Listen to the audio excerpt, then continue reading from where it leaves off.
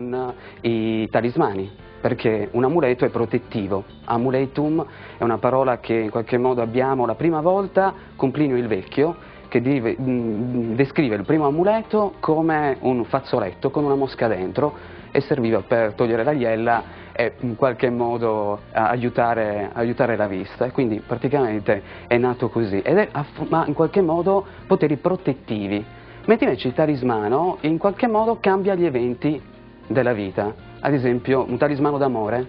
Cioè siamo noi che con il talismano cerchiamo di raggiungere un qualcosa? No, è questa la differenza, è proprio il talismano che in qualche modo dovrebbe cambiare gli eventi della tua vita.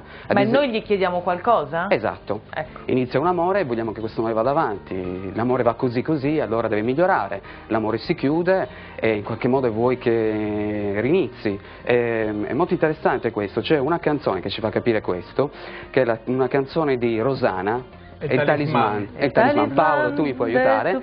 Esatto, sì. e dice: io sono la tierra de tus raíz, è il talismano dei tuoi piedi. Mi dice. Esatto, e quindi praticamente dice il talismano della tua pelle. Praticamente non ho bisogno di un talismano per capire che c'è un'attrazione tra me e te, perché è direttamente la tua pelle. E poi la distinzione con gli oggetti sacri, che non sono né amuleti né assolutamente dei talismani, ad esempio. Ma sono qualcosa di diverso. Per esempio un crocifisso in qualche modo mi rappresenta il sacrificio di Cristo, per un non credente potrebbe anche significare un sofferente, un emarginato. Un rosario ti indica la via da seguire di umiltà e di semplicità della Madonna, quindi non è mai un amuleto, un talismano, però noi abbiamo tutta una serie di mix con la religiosità decisamente popolare. E questo fa parte della vita dell'uomo, che appunto muriga un po' tutto, poi si prende un po' quello che gli sembra meglio per sé a seconda del momento. Però qualche volta ci facciamo anche condizionare. Beh, certo. Allora Nanni, giusto per capirci, per esempio iniziamo dagli amuleti,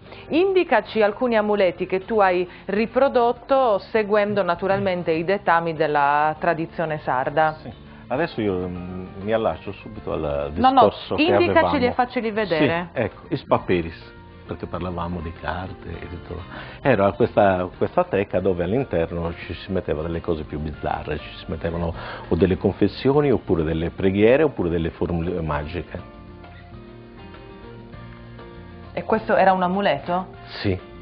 Sì, in qualche modo sì, un amuleto, anche perché è davvero molto interessante questo che dice il maestro Rocca, perché pensa che una volta che c'era stata quella proibizione nella Bibbia, del libro del Levitico, a un certo punto si parla di cosiddetti filateri ebraici, dove praticamente si dice: i comandamenti che oggi ti do, tu li terrai praticamente incisi nel tuo cuore, nella tua mano e praticamente davanti agli occhi. E noi, se andiamo al muro del pianto, ecco l'immagine, vediamo gli ebrei ortodossi che hanno appunto questo tipo di filateri, e l'altro che a fianco invece un grigri africano che ha la stessa valenza, cioè quindi dietro tu te lo porti addosso praticamente. Quello è importantissimo, deve essere in vista e deve essere addosso, c'è sempre questo veramente contatto col corpo. Ecco, e sono gli insegnamenti del tuo Dio praticamente. Esatto, sono passi del Deuteronomio e del libro dell'Esodo, che sono dei libri biblici. Bene, quello, scusami Nanni, l'hai riprodotto seguendo? Sì, seguendo le testimonianze, la tradizione.